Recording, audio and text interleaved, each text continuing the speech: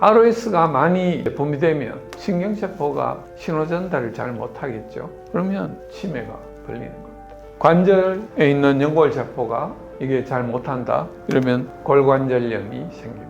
뼈에 하면 또 골다공증이 생겨요. 치주 쪽에는 치주염증이나 치주질환 해가지고, 그리고 이 망막에 있는 세포도 산소 공급을 제대로 못 받으면 망막세포가 죽어가지고 떨어져요.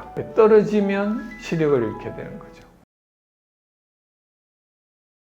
그러면 첫 번째로 비타민 B3의 역할에 대해서 살펴보도록 하겠습니다. 비타민 B3는 항산화, 항노화, 또 녹내장 고지혈증에 효과가 있다고 교과서에도 나올 정도로 이렇게 돼 있죠. 비타민 B3는 여기에 산이 붙어 있는 니코티니지드와 여기에 아마이드가 붙어 있는 니코틴 아마이드, 그리고 이것이 니코틴 아마이드가 여기에 라이보즈가 하나 붙은 니코틴아마이드 리보사이드라는 것, 그 다음에 리보사이드에다가 인산기가 하나 더 붙은 니코틴아마이드 모노뉴클레오타이드라고 하는 이런 것들이 전부 비타민 B3라 불려질 수 있는 그룹들에 속합니다. 결국 이것들은 이 과정들을 거쳐서 AD라는 것을 만들기 위해서 필요한 것입니다. AD는 니코틴아마이드 아데닌 다이뉴클레오타이드라고 하는 이름을 가진 물질입니다.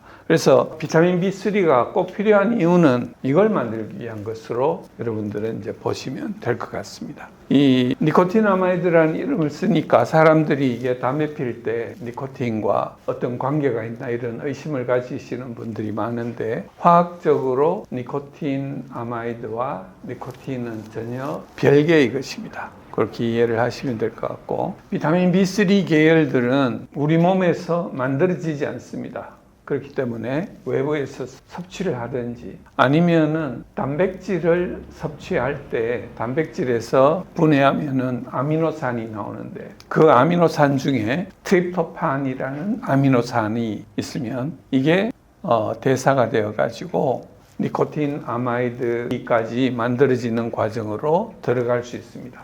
그러니까 이게 부족하게 되려면 단백질 공급도 끊어져야 되고 비타민 공급도 끊어져야지 비타민 B3 부족증이 생길 수 있습니다. 그러니까 웬만한 영양소를 섭취하는 사람은 부족하기 힘든 부분이 되죠. 그래서 여기 보면 니코티닉 애시드가 이쪽으로 트립토판에서 오는 것과 합쳐지고, 그 다음에 니코틴 아마이드는 외부에서 들어가면 이게 아까 이야기했던 니코틴 아마이드 모노뉴클레오타이드 혹은 니코틴 아마이드 리보사이드로 섭취해 있는 경우는 여기서 이제 만나서 결국은 NAD를 만들고, NAD는 여기에 D에다가 H 수소를 이렇게 붙여가지고 수소를 운반하는 그 역할을 하게 됩니다. 그래서 우리 몸의 에너지 대사에 대한 것을 잠깐 살펴보면, 우리 몸의 모든 3대 영양소는 탄수화물, 지방, 단백질, 이것들은 전부 탄소와 수소로 그리고 산소로 이루어져 있습니다. 단백질의 경우는 아미노산이기 때문에 질소가 포함이 되어 있어요. 그러면 이것들이 분해될 때는 작은 물질로 쪼개져 가지고 분해되는 과정을 우리가 이화작용이라고 합니다. 그 분해될 때 CO2가 나오고, 그러니까 탄소가 불타는 거죠. 산화되는 거니까 CO2가 나오고, 수소가 불탑니다. 그래서 물이 나오고, 이 아미노기는 요소로 돼가지고 소변으로 이제 배설이 됩니다. 이 불타는 과정에 수소를 떼가지고 그 떨어진 수소를 가지고 우리 몸의 세포들이 사용하는 에너지원인 ATP를 만들어내게 됩니다. 그래서 이 ATP는 우리 몸에서 이제 배터리처럼 화학적인 에너지로서 언제든지 쓸 수 있도록 저장해 놓은 그런 상태인데, 이 저장할 수 있는 양이 많지는 않습니다. 그래서 세포마다 ATP를 가지고 있어요. 이렇게 이제 분해를 하다가 중간에 아미노산이나 또 단당류, 설탕이나 포도당이나 이런 것으로부터 또 큰 물질을 만들어내야 될 경우가 있겠죠. 그때는 다시 수소를 다시 집어넣어야 돼요. 아까 뺐던 수소, 탄소, 산소를 다시 집어넣어가지고 더 큰 물질로 만들어내야 됩니다. 그때는 다시 ATP가 사용돼야 됩니다. 그러니까 부셨다가 다시 만들고 하는 과정만 하면 우리 몸에서는 항상 손해가 일어납니다. 부시면서 전부 다 ATP로 만들지 못하고 많이 날아가 버리고, 그 다음에 다시 만들 때는 또 필요한 것보다, 우리가 얻었던 것보다 훨씬 많은 에너지를 써야지 이걸 만들 수 있습니다. 그래서 우리 몸은 적절하게 부서지다가 ATP가 이제 더 이상 필요 없다는 사인이 오면 거기서 스톱을 합니다. 그만 부셔. 이렇게 해가지고 완전히 끝까지 이렇게 부서지는 과정은 스톱을 하게 되는 거죠. 그 과정에서 이 수소를 뜯어가지고 붙여주는 NAD를 H, 이렇게 해서 수소를 운반해주는 역할을 하는 것이 니코티나마이드가 NAD가 되는 그게 가장 중요한 역할이라고 볼 수 있습니다. 그래서 여기 보면 여기 수소가 한 개 붙었던 게 두 개가 붙어 있죠. 그래서 수소를 옮깁니다. 수소는 여러분들 수소 에너지, 수소로 가는 자동차 이런 거 이야기 들으셨죠? 그러니까 수소를 분해해가지고 이걸 불태울 때 거기서 에너지가, 굉장한 에너지가 나온다는 것을 이제 우리가 그거로도 알 수가 있습니다. 그래서 우리 몸에서는 이 큰 덩어리로 먹었던 영양소들이 작은 것으로 이렇게 변해갑니다. 여기는 탄소수 2개짜리인 아세틸코이라는 것이 되고, 이게 미토콘드리아에 들어가서 구연산 회로 혹은 크랩스 회로라고 하는 그 회로 속에서 발기발기 이제 탄소는 탄소대로 수소는 수소대로 뜯겨져 나가겠죠. 이 뜯겨져 나온 수소를 산화적 인산화 과정이라는 과정을 통해서 ATP를 만들어가게 됩니다. 그래서 보면 이 큰 물질들 중에 이 녹말이나 글라이코겐 같은 이런 큰 덩어리의 탄수화물과 그 다음에는 이 단백질은 아미노산들이 여러 개 연결된 것이거든요. 이걸 각각 떼어내 가지고 또 수소와 탄소를 또 불태우게 됩니다. 그 다음에 이건 지방인데, 지방산은 아주 특이하게 산소도 별로 없어요. 탄소와 수소로만 돼 있어가지고 이게 에너지가 굉장히 압축적으로 들어있는 것이 지방입니다. 그러니까 우리가 뭐든지 많이 먹으면 남는 것은 전부 지방산 이런 형태로 돼요. 왜냐하면 에너지를 작은 면적에 압축적으로 담아놓기 위해서 탄소와 수소를 빽빽하게 넣어놓은 것이 이 지방산입니다. 그리고 이 지방산은 중성지방을 이루면 이런 게 여러 개 붙어 있고 콜레스테롤도 그걸 저장하는 형태가 됩니다. 그래서 뭐든지 많이 먹으면 중성지방과 콜레스테롤 수치가 높아집니다. 미토콘드리아는 우리 몸에서 화력발전소 역할을 하죠. 그래서 이 안에서 산소를 써가지고 수소도 태우고 탄소도 태우고, 그래서 CO2가 나오고 H2O, 물과 이산화탄소를 만들어냅니다. 이게 그냥 바깥에서 하면 그 활성산소들이 밖으로 많이 나오기 때문에 마이토콘드리아는 이중막을 가지고 있습니다. 바깥쪽에 막이 있고 안쪽에 또 막들이 있습니다. 그래서 이 기능은 뭔가를 산소로 태워서 에너지인 ATP를 생성하고, 그 생성 과정 중에 산소를 막 쓰다가 보니까 활성산소가 많이 나오게 됩니다. 그래서 우리가 뭔가를 많이 먹고 많이 소비를 하면 이 활성산소가 많이 나온다 그러죠. 그리고 결국 이걸 가지고 세포가 살아하는 것을 조절합니다. 이게 세포가 죽어야 되겠다고 결정이 나면 이런 활성산소를 사용해서 살이 일어나고, 그 다음에 죽지는 않는데 지속적으로 그런 활성산소가 자꾸 만들어지면 염증 반응이 일어나가지고 세포에서 염증 산물들을 만들어가지고 세포 밖으로 내보내게 되죠.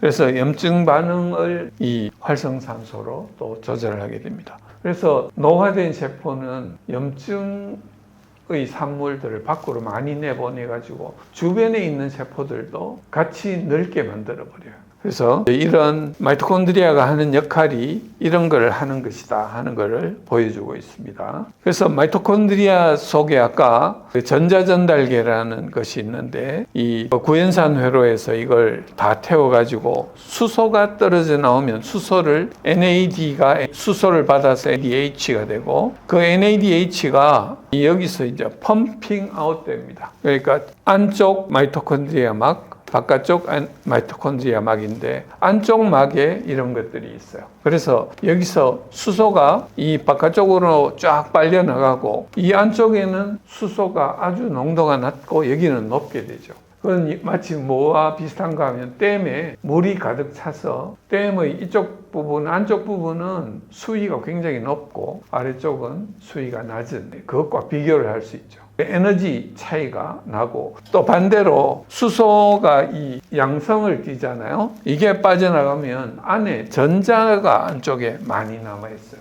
그러면 안쪽에는 전자가 많고 바깥쪽에는 수소 양이온이 많으니까 여기 사이에 그 수력 발전소에서 발전기를 돌리기 위해서 수문을 발전기가 있는 곳에만 문을 딱 열면 이쪽에서 수소가 쫙 들어오고 그게 전자하고 합쳐지면서 그 과정에 이 발전기가 돌아가게 되겠죠. 그게 발전기라고 하는 게 ATP를 합성하는 효소입니다. 수소가 들어오면서 여기서 ADP를 ATP로 만들어 가지고 에너지를 이렇게 얻게 되는 거예요. 이 과정에 계속 불로 태워야 되니까 ROS가 발생을 하게 됩니다. 비타민 B3가 부족하면은 펠라그라라는 부족증이 생깁니다. 펠라그라는 심한 경우에는 이렇게 목걸이 모양으로 이렇게 피부가 이렇게 염증이 생기고 장갑 모양 혹은 양말 신은 것처럼 이쪽 발과 손에 이렇게 염증이 심하게 생겨가지고 변색이 되고 여기가 각질화가 일어납니다.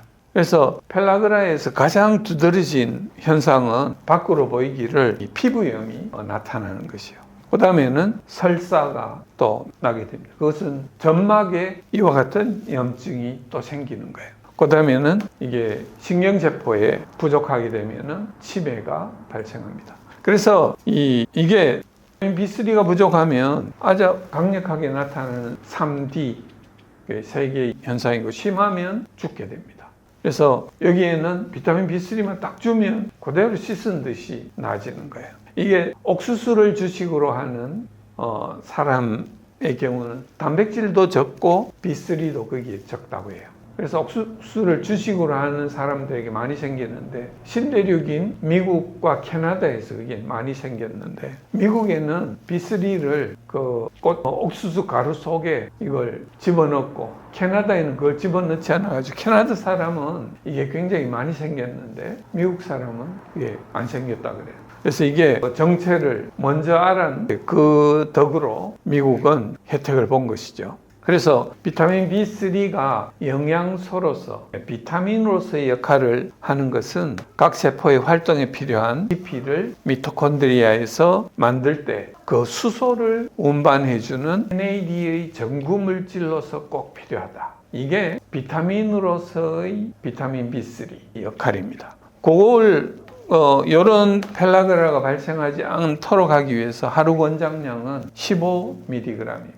15mg은 지금 고용량으로 쓰는 500mg, 1g 이거에 비하면 아주 적은 양이죠. 적지만 아까 봤던 것처럼 아주 강력한 역할을 하게 된다는 것입니다. 이것이 영양소로서의 비타민의 역할에 대한 것을 지금까지 살펴보았습니다. 두 번째는 활성산소와 고용량 비타민 D. 그래서 활성산소가 아까 대사를 할 때 활성산소가 미토콘드리아에서 나온다 그랬죠. 그래서 대사가 너무 활발하면 활성산소가 많이 나오게 됩니다.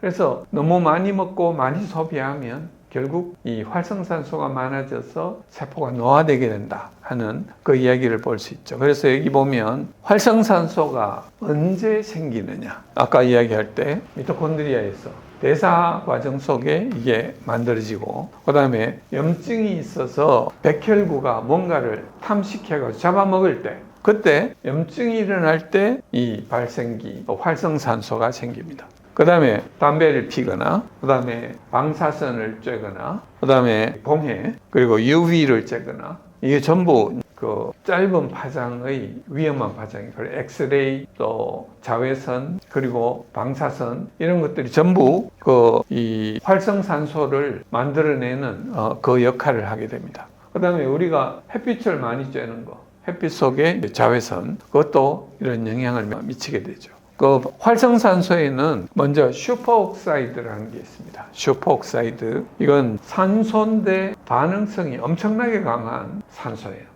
그래서 일반적 우리 공기 중에 있는 산소하고 달리 굉장히 반응성이 강한 이게 미토콘드리아에서 발생합니다. 그러면 우리 미토콘드리아 내에는 슈퍼옥사이드 디스뮤테이즈라는 효소에 의해 가지고 이걸 조금 더 덜 위험한 거로 바꾼 게 과산화수소. 여러분들 상처 났을 때 이걸 하면 거품이 푹 이는 것처럼 거기도 굉장히 강력한 산화력을 가진 것이 과산화수소인데 이거보다 이게 더 훨씬 강력하다는 거예요. 이걸 좀 더 덜 위험한 것으로 만들기 위해서 퍼옥시데이즈나 카탈레이즈라는 효소가 필요합니다. 그러면 이걸 뭐로 바꾸냐 하면은 H2O2를 두 개로 나누어 가지고 OH 그냥를 만들게 되는데 이것도 반응이 강하게 되어 있습니다.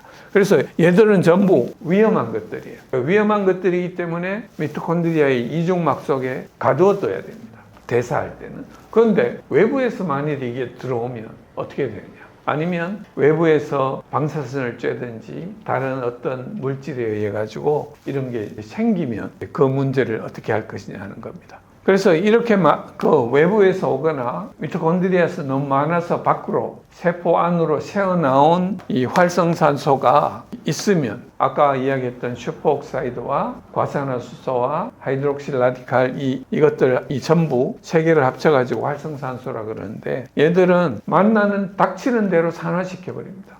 그래서 세포막이 지방산으로 구성되어 있는데 얘들은 전부 H잖아요. H가 많은 것은 환원된 형태예요.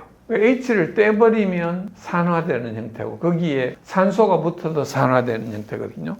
세포막을 산화시켜서 세포막을 터뜨려 버립니다. 이게 그 ROS가 하는 세포를 죽이는 일이죠. 그 다음에 핵산에 가가지고 핵에 가서 DNA 중간에 낑겨 들어가가지고 핵의 유전 정보를 바꿔버립니다. 그게 돌연변이를 일으킬 수 있는 거죠. 그 다음에 단백질은 세포의 구조물이고 세포의 효소인데 얘들이 기능을 못하게 만들어버리는 거죠. 그래서 이걸 살펴보면 세포막이 그 인지질의 이중막으로 되어 있는데 여기 보면 여기 아래쪽에 다리처럼 콩나물에 다리 두 개가 붙은 것처럼 되어 있는데 이게 전부 지방산입니다. 이 지방산이 다 산화돼 버리는 거예요. 그러니까 이 세포막이 터질 수밖에 없죠. DNA가 이 A는 T하고 G는 C하고 이렇게 상보적으로 결합을 해야 되는데 이 사이에 수소 결합을 깨어버립니다. 그리고 자기들끼리 그 두 개의 염기끼리 서로 들러붙게 만들어 버립니다. 그래서 이게 원래의 염기 서열하고 다르게 바뀌어 버리는 거죠. 그게 돌연변이, 그게 암이 유발될 수 있는 원인이 될 수 있는 거죠. 그 다음에는 단백질도 이 물 속에서 자기들이 구조를 가지기 위해서는 수소 결합을 해야 되는데 그 수소들을 산화시키고 이러면 구조가 바뀌어버리면 기능을 못하게 되는 단백질이 되죠. 만일에 ROS에서 이런 일이 생기면 세포는 어떻게 되느냐? 세포는 기능이 이상하게 되고 아까 여기 봤던 것처럼 세포막이 터지면 죽어버리죠. 사멸하거나 혹은 세포가 자살하도록 만드는 신호를 유발합니다. 죽으면 깔끔하게 차라리 좋아요. 그런데 돌연변이가 생기면 이제 그게 그때부터 그 하나의 세포가 암세포로 유전자가 바뀌어가지고 암이 만들어질 수 있고 그 다음에 아니면은 세포가 노화의 길로 가는 거예요. 그래서 ROS 생기면 무조건 안 좋은 거예요. 너무 많으면. 소량이 있을 때는 세포가 견딜 수도 있고 그걸 세포가 적극적으로 사용하기도 해요. 그렇지만 너무 많으면 죽든지 암으로 가든지 아니면 노화가 되든지. 그러면 얘를 잘 없애줄 수 있으면 이런 일들을 예방할 수도 있겠다 하는 그 생각을 할 수 있겠죠.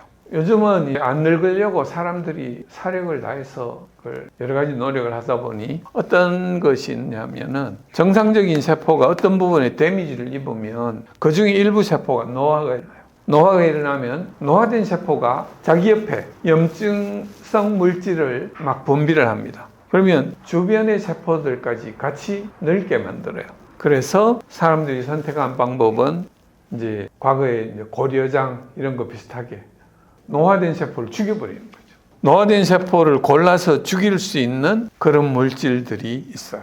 이걸 다 죽여버리니까 없어진 자리에 건강한 세포들이 다시 분열해가지고 그 자리를 채우더라 하는 거죠. 그러면 노화가 진행되는 것이 멈춰지고 이게 젊은 세포들로 유지가 될 수 있다 하는 것이 이 시놀라이틱, 그러니까 그 늙은 세포를 분해해버리는 거, 죽여버리는 거. 이게 지금 그 노화에 대한 연구를 해가지고 그 사람들이 택하고 있는 방법들이에요. 그래서 여기 보면은 이 세포가 스트레스를 받으면 노화가 일어나요. 노화된 세포는 주변에 그 노화와 연관된 물질을 자기가 막 분비를 해내는 거예요. 이런 것들을 이게 소위 이야기하는 염증 산물이에요. 염증이 장기적으로 오랫동안 유지되는 거는 좋지 않다고 하는 게 그게 암을 일으키든지 노화를 일으키든지 둘 중에 한 개로 가는 거예요, 무조건. 그래서 이 ESP가 만들어지면 이게 주변에 있는 세포들에게 영향을 미쳐가지고 우리 같이 가자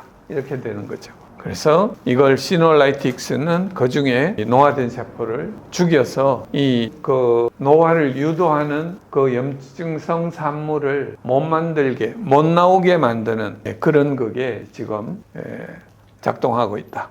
ROS가 많이 분비되면 우리 인체 내 각 세포에서 분비가 되면 신경세포가 이런 걸 많이 만들어내면 신경세포가 신호전달을 잘 못하겠죠. 그러면 치매가 걸리는 겁니다.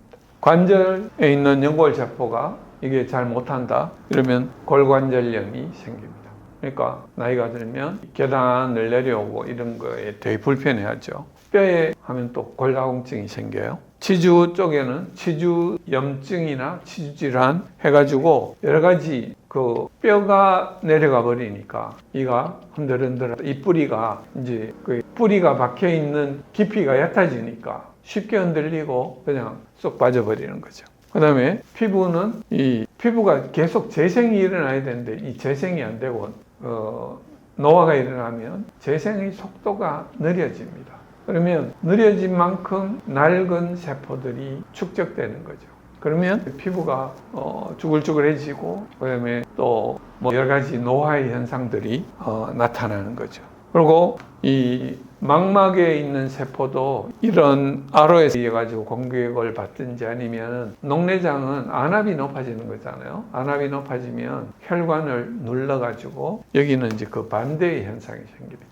그런데 어쨌든 그 과정에서 산소 공급을 제대로 못 받으면 망막 세포가 죽어가지고 떨어져요. 떨어지면 시력을 잃게 되는 거죠.